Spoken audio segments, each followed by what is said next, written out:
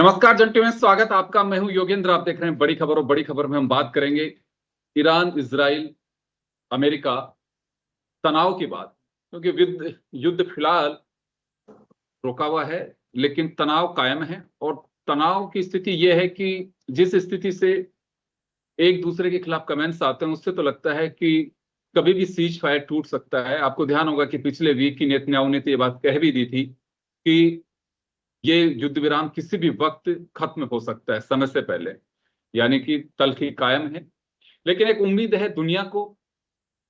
बड़ी रोचक बात यह होती है कि एक दिन पहले भारतीय समय के अनुसार अगर हम देखें तो इवनिंग में सब लोग देखते हैं कि सब कुछ ठीक है और आने वाले दिनों में सब कुछ सेटल हो जाएगा, ऑल इज वेल, हम जल्दी सुन लेंगे। लेकिन बाद में पता चलता है कि एक सोशल मीडिया के कमेंट से, ट्रम्प साहब के से फिर खलबली मस्ती है। सामने वाले भी देखते हैं कि ये क्या हो रहा है।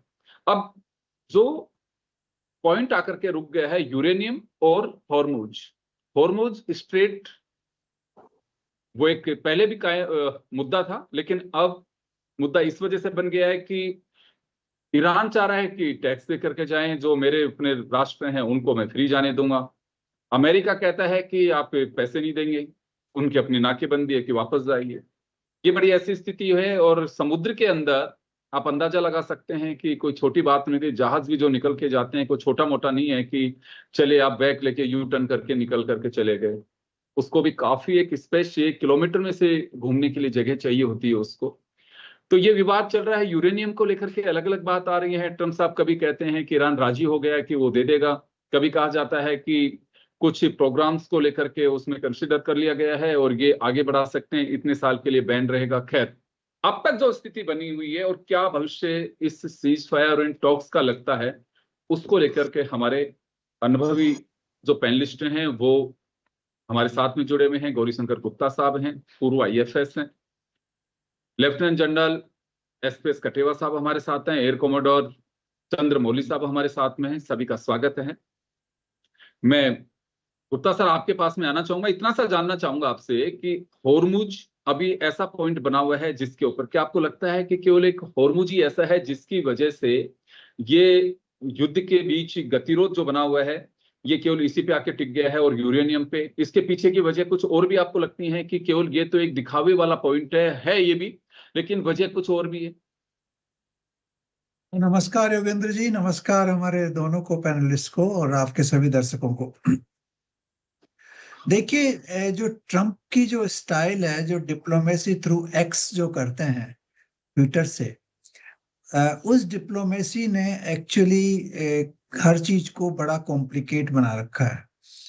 वो इस तरह के ट्वीट्स कर देते हैं कि दूसरी पार्टी के लिए वो ह्यूमिलिएटिंग साबित होते हैं और दूसरी पार्टी फिर नेचुरली उनको एक्सेप्ट नहीं कर सकती। अब आप देखिए कि कल या एक्चुअली परसों आफ्टरनून में ईरान ने डिक्लेयर किया था कि स्ट्रेट ऑफ हॉर्मुज पूरी तरह से ओपन है और सभी वेसल्स उसमें जा सकते हैं। लेकिन उसके बाद ट्रम्प ने कहा कि सब ओपन है, लेकिन हम जो है ईरानियन वेसल्स को अभी ब्लॉकेट करके रखेंगे, उनको नहीं जाने देंगे वहां से, क्योंकि वो ऑयल एक्सपोर्ट नहीं कर सकते। जी। और इसकी वजह से फिर ईरान ने पलटा मारा और अब कहा है कि हम ये स्ट्रेट ऑफ हॉर्मुज को वापस बंद कर रहे हैं और वो वेसल्स अलाउ करेंगे जो हमारे फ्रेंडली देशों के लिए जा रहे हैं। तो ये वापस वो की वही स्थिति आ गई है जो 3 दिन पहले थी। एक दिन बीच में ऐसा लग रहा था और ऑयल की प्राइसेज आप देखिए $81 पे गिर चुकी थी, 100 से ज्यादा थी, 81 पे आ गई थी। अब वापस वही पहुंच जाएंगे। आप कल के अगर ऑयल प्राइसेस देखेंगे तो वो नेचुरली वापस ऊपर चले जाएंगे। दूसरी चीज उन्होंने ये कहा है कि ईरान हमारे को पूरा का पूरा यूरेनियम जो उनके पास है एनरिच्ड, वो देने के लिए तैयार हो गया है। और जो उन्होंने जो बोम्बार्डमेंट किया था और उसमें जो खुदाई में दबा हुआ था उसको हम निकाल के वापस ले आएंगे। ईरान ने इस चीज के ऊपर कभी एग्री हुआ ही नहीं, न उन्होंने कहा। तो जो ईरान के जो स्पीकर हैं उनके पार्लियामेंट के, उन्होंने कहा कि प्रेसिडेंट ट्रम्प ने 6 घंटे में 6 झूठ बोली हैं बड़ी बड़ी, और उन 6 झूठों को जो है लेकर के कोई भी नेगोशिएशंस आगे नहीं बढ़ सकते। तो ये जो इश्यू है, जो यूरेनियम एनरिचमेंट का, जो ऑलरेडी एनरिच्ड यूरेनियम है वो कहाँ जाएगा, उसके बारे में ईरान अभी तक कोई जी एग्रीमेंट नहीं कर पाया है, न उसके ऊपर कोई सहमति बनी है। और आगे कितना परसेंटेज का एनरिचमेंट उनको अलाउड होगा, इसके ऊपर भी कोई सहमति नहीं बनी है। आप जानते हैं कि वो पाकिस्तान के जो आर्मी चीफ हैं वो शटल डिप्लोमेसी कर रहे हैं, वो 2 बार तेहरान के चक्कर लगा चुके हैं इस बीच में, लेकिन अभी तक उसका कोई नतीजा निकल नहीं रहा है। मेरे को नहीं लगता, अभी मैं किसी एक पुराने डिप्लोमेट को सुन रहा था, यूएस डिप्लोमेट को, जिसने 2015 के एग्रीमेंट में बहुत बड़ा रोल अदा किया था। जी उसने अभी कहा था सीएनएन के ऊपर कि जो हमने एग्रीमेंट किया था उसको करने में 2 साल से ज्यादा लगे थे, और ईरानियन जो हैं बड़े डिफिकल्ट हैं नेगोशिएशंस में, उनके साथ बड़ी पेशेंस के साथ नेगोशिएशंस करना पड़ता है। तो अगर ट्रम्प ये सोचते हो कि वो 3 दिन में नेगोशिएट करके एग्रीमेंट कर लेंगे, ये बड़ा बड़ा असंभव काम मुश्किल है। लगता है। जी और फिर जी उन्होंने ये भी कहा, जो मैंने पिछली बार आपको कहा था, कि जब तक सब चीजें एग्री नहीं की जाती तब तक कोई एग्रीमेंट नहीं होता। तो सिग्नेचर नहीं होगा, ठीक बात है। डिप्लोमेसी में यही कहा जाता है कि unless everything is agreed, nothing is agreed. तो वो जो बिल्कुल। चीजें हैं जिनको आप ब्रैकेट में डाल देते हैं, वो चीजें हाँ मोस्ट डिफिकल्ट होती हैं। और मोस्ट डिफिकल्ट चीजों को जब बाद में लिया जाता है और उनके ऊपर डिसएग्रीमेंट हो जाता है, तो पुरानी जो एग्रीड चीजें हैं वो भी वापस की वापस खुल जाती हैं। और तो यहाँ पे यही भी सर कुछ सिचुएशन मेरे ऐसा को ही, अभी लग रही है। बिल्कुल यहाँ पे भी कुछ ऐसा ही लग रहा है, क्योंकि अगर चीजें सब क्लियर होती, हाँ, लेकिन एक उम्मीद की किरण यहाँ जरूर दिखाई दे रही है कि वापस से इनकी चर्चा हो सकती है। क्योंकि ट्रम्प साहब को देखिए, यूं तो प्रेसिडेंट हैं और एक बड़े राष्ट्र के प्रेसिडेंट हैं, बड़ी ताकत है, तो उनकी अपनी बात की अहमियत है, क्योंकि उनके सिग्नेचर, उनका बोलना बहुत कुछ महत्व रखता है।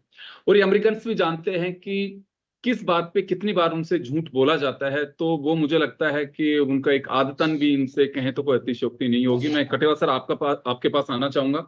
अभी क्या लगता है सर आपको कि ये मिसाइलें अभी थमी रहेंगी, या बेताब हैं जो लोग फील्ड में हैं कि जल्दी से जो या तो इधर या इधर, ताकि हम किसी डिसीजन पे पहुंचे?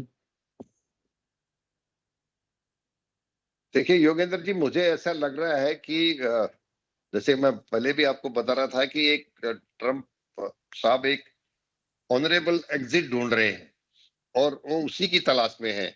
तो उनका अभी ये इरादा, ईरान का एक प्री कंडीशन थी कि अगर सीज फायर होना है तो लेबनान में भी इजराइल और लेबनान का सीज फायर हो, और वो सीज फायर अनाउंस कर दिया है। क्योंकि अभी ये भी बोला है कि हिजबुल्ला के ऊपर भी वो कोई हमला नहीं करेंगे जब तक ये 7 या 8 दिन का, जितने दिन का सीज फायर है। तो ये एक बहुत बड़ा इजराइल को मनाना इस चीज के लिए कि आप सीज फायर कर दीजिए, और वो ऐसे समय में इतना एडमेंट रहता है इजराइल, इस बात को कभी मानता नहीं है। और जो ये फैसला साइन किया जा रहा था, जो सीज फायर डिक्लेयर होना था, उसके कुछ चंद एक मिनटों पहले उन्होंने बहुत जबरदस्त हमला किया है सदर्न लेबनान पे। और जब से ये सीज फायर हुआ है, लेबनान के जो सदर्न लेबनान में जो लोग रह रहे थे, जो अपने घर छोड़ करके आगे नॉर्दर्न लेबनान में चले गए थे, वो जी अभी जब वापस आ रहे हैं तो वहां उन देख रहे काफी तबाही हुई है। और as a residential areas, hospitals, कोई फार्मेसी, मार्केट एरियाज, सब में जबरदस्त तबाही हुई है। मैं आज फ्रांस टीवी पे देख रहा था उनकी लाइव पिक्चर्स, और काफी वहां नुकसान हुआ है। तो ये एक डेवलपमेंट जो बिना अमेरिकन इंटरवेंशन के मुझे नहीं लगता होता लेबनान और इजराइल के बीच में। इसका मतलब जो बैकडोर डिप्लोमेसी चल रही है, बैकडोर कम्युनिकेशन चल रहा है, उसके अंदर और जो ट्रम्प साहब ट्वीट कर रहे हैं उसमें मेल मिलाप नहीं है। वो सिर्फ ऐसे कभी नहीं दिखाना चाहेंगे अमेरिकन प्रेसिडेंट कि वो कमजोर है और वो ऐसी कमजोरी की हालत में इसको छोड़ के जा रहे हैं। जहां तक ईरान का सवाल है, ईरान ने आज ईरान के 6 जो एयरपोर्ट्स थे जो बंद थे, जी वो आज से चालू हो गए हैं। इसका मतलब वहां भी जो रिकंस्ट्रक्शन का काम और जो छोटा मोटा उन्होंने तोड़ फोड़ हुई थी उनके एयरपोर्ट्स के ऊपर, उसकी भी रिपेयर और उसका भी ढांचा सुधरने की जो काम है वो जी चालू रख रहे हैं। जी। तो तो फिलहाल तो अगर सर ये ऐसे, कहा जा सकता है, फिलहाल तो ये मान के चल सकते हैं कि जो टेंशन दिखाई दे रही है, इसके पीछे की पिक्चर ये है कि ट्रम्प क्योंकि एक मैसेज अमेरिकन को भी देना चाहेंगे कि मैं झुका नहीं हूं, और क्योंकि पहले उनके एक पिक्चर ऐसी बना दी गई जिस दिन सीज फायर था, आपने देखा भी होगा कि एशियन पेपर्स जितने भी थे उन्होंने सबने कहा कि ईरान इस पे हावी रहा, और ट्रम्प ने एक तरह से घुटने टेक दिए, किसने क्या आर्टिकल छापे। और वॉशिंगटन में भी मीडिया रिपोर्ट्स के हिसाब से इस तरह की बातें आई कि ट्रम्प बिल्कुल जैसे आप कह रहे हैं कि एक ऑनरेबल एग्जिट का इंतजार कर रहे थे, और अब उन्हें लगता है कि पहले खारद्वीप की आग की, क्योंकि खारद्वीप कोई प्रोडक्शन की यूनिट नहीं है, वहां एक स्टोरेज का है, छोटा सा 8,000 पॉपुलेशन का एक द्वीप है, वहां को उन्होंने टारगेट किया कि हम खारद्वीप को तबाह कर देंगे, उससे कुछ होने वाला नहीं था, कर भी दो तो। होर्मुज इंपॉर्टेंट था, अब इनको लगता है कि होर्मुज में नाकेबंदी करके और ये कहेंगे कि देखिए लड़ाई की जो जड़ थी मैंने उसको खुलवा दिया और यूएस इसमें जीत गया। लेकिन जिस तरह से गंभीरता होनी चाहिए उनमें, कोई बड़ी बात नहीं है, रात को कुछ अलग ट्वीट कर वो उनके कमेंट आए और उसके बाद में क्रूड ऑयल के दाम फिर वापस से 80 के भी नीचे आ जाएं। मैं चंद्रमौली सर आपके पास में आना चाहूंगा, तो ट्रम्प यहाँ पे हॉर्मुज से ज्यादा सबका फोकस ट्रम्प पे है कि वो क्या चाहते हैं और क्या कहना चाहते हैं, क्योंकि मिस्टर बेंस भी से पूछा वॉशिंगटन पोस्ट ने, तो नो कमेंट्स कह करके वो आगे बढ़ गए। जब अभी आए थे यहाँ पे इस्लामाबाद बैठक में, तो उस वक्त भी कुछ यूएस के न्यूज़पेपर्स मीडिया रिपोर्ट्स उनके अनुसार ये था कि कोई कमेंट्स नहीं करना चाह रहे थे वो ट्रम्प को लेकर के, क्या ट्रम्प मान जाएंगे, उन्होंने पूरा ग्रीन सिग्नल दे दिया है। तो क्या माना जाए कि हॉर्मुज से ज्यादा इंपॉर्टेंट ट्रम्प है?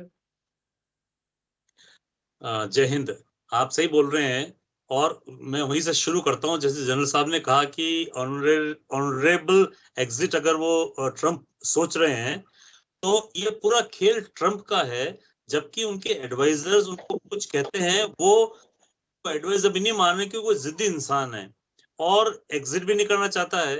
तो मैं आपको बताऊं कि देखो आप किस तरह से लड़ाई में कूदे थे। लड़ाई के लिए हमेशा एक एम होता है, और उस एम को अचीव करने के लिए ऑब्जेक्टिव होते हैं कि हम ऐसे जाएंगे, वैसे करेंगे, रात को जाएंगे, सुबह जाएंगे, ये तोड़ेंगे, वो तोड़ेंगे, कुछ होता है। इनका फर्स्ट एम था रिजीम चेंज, उसको तोड़ने के लिए वो गए, और पूरा टॉप नॉच जो उनका बैठा हुआ था खमेनी साहब के साथ में, उनको उड़ा दिया और खुश हो गए। उन्होंने खूब मजे किए होंगे, अब तो रिजीम चेंज हो जाएगा, लेकिन नहीं हुआ। सेकंड उनका ऑब्जेक्टिव था कि न्यूक्लियर, उसको हम तोड़ देंगे। बड़े बड़े जहाज अमेरिका से उड़ के आए, इतने घंटे की उड़ान करके, ये बम बम बम करके आगे, हम उसको तोड़ देंगे। लेकिन अगर उन्होंने तोड़ दिया तो सक्सेस बताओ ना, सक्सेस नहीं बता रहे, हमें यूरेनियम दे दो। आपको यूरेनियम क्यों दे दे, आपने तो तोड़ दिया उसको। बड़े बड़े बम लेके आए थे वहां से कि हम इतना बड़ा बम है, बंकर बस्टर इतना डीप जाएगा, तोड़ देगा, और हमें पता है कहाँ पे स्टोर किया हुआ है। तो आपने तोड़ दिया तो फिर निकलेगा कैसे उसको? लेकिन वो भी ऑब्जेक्टिव अचीव नहीं हुआ उनका। अब ये देखो, ये हॉर्मुज जो है, ये कभी एम ऑब्जेक्टिव था ही नहीं इनका। अब ये सबसे बड़ा सोर पॉइंट निकल के आ गया पूरी दुनिया के लिए। इट्स नॉट फॉर अमेरिका और ईरान और इजराइल, पूरी दुनिया के लिए ये सोर पॉइंट हो गया है। क्यों? कि इकोनॉमी सबको दुख देती है, और इकोनॉमी हिलती है जब फ्यूल नहीं पहुंचता है, जिसकी वजह से सारी कमोडिटीज का रेट बढ़ जाता है। हमारे आप देखो ना, होटल इंडस्ट्रीज के अंदर जब कमर्शियल सिलेंडर नहीं पहुंच रहा है तो कितना नुकसान वगैरह होता है, इंडस्ट्रीज वगैरह बंद हो जाती है। सो जैसा आपने पूछा कि ट्रम्प जो है ये एक जिद्दी इंसान है, और जैसे गुप्ता साहब बता रहे थे कि रात को ट्वीट करते हैं कुछ भी, इनका ये कहना कि मैं पूरी सिविलाइजेशन को एनिहिलेट कर दूंगा, ईरान की पूरी इनको वो सिविलाइजेशन को खत्म कर दूंगा, ये कैसा इनका ट्वीट है? कभी सिविलाइजेशन खत्म होती है? कितना बड़ा ईरान है, कितने जहाज हैं। आप देखो, हम बैठे हुए लेट से झोटवाड़ा एक इलाका है, जगतपुर, जयपुर लेट से 50 किलोमीटर है। इसको तोड़ने, इतना सा एरिया तोड़ने के लिए कई दिन लग जाएंगे। एक bomb 25 metre, 50 metre, 100 metre, 200 metre, 300 metre, 500 metre ये एरिया तोड़ सकता है। वो उन्होंने कहा मैं 26,000 टारगेट तोड़ दिए, पर उसकी तो कमर तो टूटी नहीं, ईरान तो फिर से लड़ने को तैयार है। तो मैं ये सोचता हूं कि ट्रम्प साहब जो है अपनी जिद छोड़े, और जो एग्जिट का मौका मिल रहा है इसको ये कह दे कि देखो इसने वो हॉर्मुज खोल दिया, समय का उपयोग करें, वो हम भी अपने जहाज बनाना चाहिए। जी अपने हाथ ये जहाज हटा देते ना, अपना ब्लॉकेट हटा देते यूएस वाले भी, तो इन्होंने हटाया ही नहीं है। अब ये दूसरा इन्होंने कांटा घुसा दिया, हम नहीं हटेंगे यहाँ से, तो फिर लड़ाई होनी कुछ तो होने होना है। लेट्स सी सोमवार की जो मीटिंग है उसके अंदर क्या निकलेगा नतीजा। इस पे सबकी निगाह टिकेगी। मैं वापस आता हूँ सर आपके पास में, मैं वापस आता हूँ। मैं गुप्ता सर के पास में जाना चाहूंगा। सर, दो चीजें हैं, कोई भी इस तरह का अटैक करते हैं या युद्ध होता है तो उसका कोई मोटिव होता है, कोई मकसद लेकर के चलते हैं कि ये मकसद हमारा, ये अचीव हुआ तो हम एग्जिट कर जाएंगे वहां से, कि हमारा काम खत्म हुआ। इस युद्ध में पहले से ही डाउट था कि ये युद्ध कोई मकसद लेकर के नहीं लड़ा जा रहा, और अगर मकसद नहीं था तो इसे अंधे युद्ध की तरह लड़ा जा रहा था। अब वाकई ये एक ऐसा पॉइंट आके चला गया है कि ये उलझन हो गई कि अब इसमें से बाहर कैसे निकला जाए। देखिए योगेंद्र जी, मकसद तो था इसमें। देखिए, एक मकसद तो पहला तो ये था कि रजीम चेंज ईरान में चेंज हो हो जाए, ठीक बात है। और ऐसा मॉडरेट रजीम आ जाए, उनके साथ नेगोशिएशन करके समस्याओं को रिजोल्व कर ले। दूसरा मकसद ये था कि इनका जो न्यूक्लियर इंस्टॉलेशन है उनको डैमेज करके और ईरान के साथ न्यूक्लियर एनरिचमेंट के ऊपर जो प्रोसेस चल रहा था उसको उन पर राजी किया जाए कि आप न्यूक्लियर एनरिचमेंट नहीं करें और न्यूक्लियर बम नहीं बनाएं। और तीसरा ये था कि जो इनके जो प्रॉक्सीज हैं तीनों, उनको आप ज्यादा बढ़ावा नहीं दें और उनको अननेसेसरी इजराइल के ऊपर जो अटैक हो रहे हैं उनको बंद करवाएं। तो ये 3-4 ऑब्जेक्टिव मैं मानता हूं कि मेन ऑब्जेक्टिव रहे होंगे यूएस के माइंड में। लेकिन अगर आज की डेट में अगर आप उनको एनालाइज करें तो इनमें कोई भी ऑब्जेक्टिव सक्सेसफुल नहीं रहा पूरी तरह से। और ट्रम्प बार बार अपनी ट्रम्पेट पे एक्स पे डाल के अपनी ट्रम्पेट कहते रहते हैं कि हमने ये कर लिया, हमने ये कर लिया, और उसकी वजह से ईरान जो है वो और भी ज्यादा उनसे नाराज होता जा रहा है। जो उन्होंने डाला कि हम सारा का सारा वो एग्री हो गए हैं कि एनरिचमेंट नहीं करेंगे और सारा न्यूक्लियर मटेरियल उनको हैंडओवर कर देंगे, हम naturally Iran would be very upset, वो उसके लिए बहुत अपसेट होंगे, क्योंकि ये चीज तो वहां के रेजिम के लिए शर्मनाक चीज होगी। वो अपनी जनता को क्या कहेंगे। और इसी तरह से अगर वो ये एग्री करते हैं कि हमने हॉर्मुज को खोल दिया और उसके अंदर ईरान अभी भी एक्सपोर्ट नहीं कर सकता, ईरान के पोर्ट अभी भी बंद हैं, तो नेचुरली वो भी ईरान को एक्सेप्टेबल नहीं होगा। तो ऐसी जो चीजें हैं वो अगर आप एक्स के थ्रू नेगोशिएट करते हैं तो डिप्लोमेसी आगे नहीं बढ़ सकती। ये जब हम एक सर चर्चा कर रहे हैं, तरीका जब हम है। चर्चा कर रहे हैं उसी दौरान आईआरजीसी ने भी वहां भारत के 2 जहाजों पे फायरिंग किए हॉर्मुज से निकलने के वक्त, तो जहाज बैक हुए हैं। यहाँ लगता है कि वहां टेंशन जरूर है अभी, हालांकि पहले ये पॉइंट नहीं था, लेकिन अब उस रास्ते को ऐसा वो ब्लॉक कर दिया कि जहाज निकल नहीं सकते, क्योंकि हमारे भी 2 उन्होंने जहाज पे बिल्कुल फायरिंग हुई है। क्लियरली बोला है कि हॉर्मुज को वापस ब्लॉक कर दिया है, आज का ये स्टेटमेंट है, और वो उन्हीं जहाजों को अलाउ करेंगे जो उनकी परमिशन के थ्रू निकलेंगे।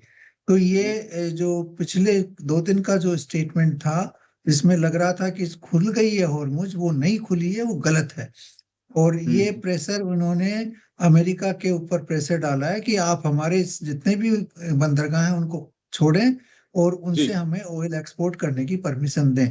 तो इसकी वजह से ये टेंशन बढ़ी है और मेरे को नहीं लगता कि मंडे को कोई मीटिंग डेफिनेटली होगी इस्लामाबाद में। अभी उसका भी कोई रूपरेखा पूरी तरह से तैयार नहीं है। ये कंटिंजेंसी है, ये हो सकती है, नहीं हो सकती, बट मेरा विचार है कि ये होगी नहीं मंडे को, थोड़ा और आगे इसको आगे लेके जा सकते हैं। तो इस बीच चलिए, मैं कटेवा सर, गुप्ता सर को डाउट है कि मंडे को कोई मीटिंग हो भी सकती है, क्योंकि डाउट इस वजह से है कि जो स्थितियां दिखाई दे रही हैं उससे हो सकता है कि कुछ चीजें और पक रही हों कि नहीं ये तो सहमति का बिंदु नहीं, हम इस पे बात नहीं करेंगे। हो सकता है एक्सरसाइज चल रही होगी।